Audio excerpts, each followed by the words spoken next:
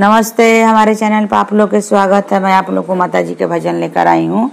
भजन पसंद आएगा तो लाइक करेगा, सब्सक्राइब करेगा, शेयर करेगा, कमेंट में बताइएगा कि भजन कैसा लगा। चम चम चमके चुनरिया देखत निक लागे ये मैया। चम चम चमके चुनरिया देखत निक लागे ये मैया। देखत निक लागे ये मैया, देखत निक लागे ये मैया। बसी गैलू मैहर के पहाड़िया, कैसे के हम आई ये मैया। बसी गैलू मैहर के पहाड़िया, कैसे के हम आई ये मैया। दूर बाटे मंदिर ऊंचे खाले बाटे रहिया। दूर बाटे मंदिर ऊंचे खाले बाटे रहिया। हमहू त आना पाया नारिया, कैसे के हम आई ए मैया। हमहू त आना पाया नारिया, कैसे के हम आई ए मैया। फेरी धन दाया के नजरिया, दर्शनवा हम पाइब ये मैया। फेरी धन दाया के नजरिया, दर्शनवा हम पाइब ये मैया। चम चम चमके चुनरिया देखत निक लागे ये मैया। देखत निक लागे ये मैया, देखत निक लागे ए मैया। बसी गैलू जम्बू के पहाड़िया, देख कैसे के हम आई ए मैया।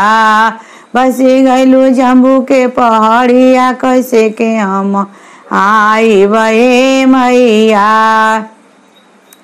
दूर बाटे मंदिर ऊंच खाले बाटे रहिया। दूर बाटे मंदिर ऊंचे खाले बाटे रहिया। हमहू त आना पाया नारिया, कैसे के हम आई ये मैया। हमहू त आना पाया नारिया, कैसे के हम आई ये मैया। फेरी धन दाया के नजरिया, दर्शनवा हम पाइब ये मैया। फेरी धन दाया के नजरिया, दर्शनवा हम पाइब ये मैया। चम चम चमके चुनरिया देखत निक लागे ये मैया। माई बानी धरतिया कासवत पूजेला। माई बानी धरतिया कासवत पूजेला सब दुनिया ये मैया। माई बानी धरतिया कासवत पूजेला सब दुनिया ये मैया। मैया मोरे चाहिए त जान दे दी है। मैया मोरे चाहिए त जान दे दी है। बरती में लग जाई मनवा, सफल हुई सफल हुई जनमवा ये मैया।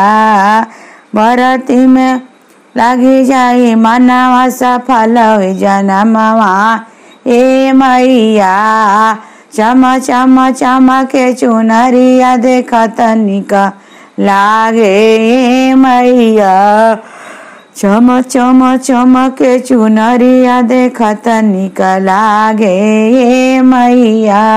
देखत निक लागे ये मैया, देखत निक लागे ये मैया। चम चम चमके चुनरिया देखत निक लागे ये मैया।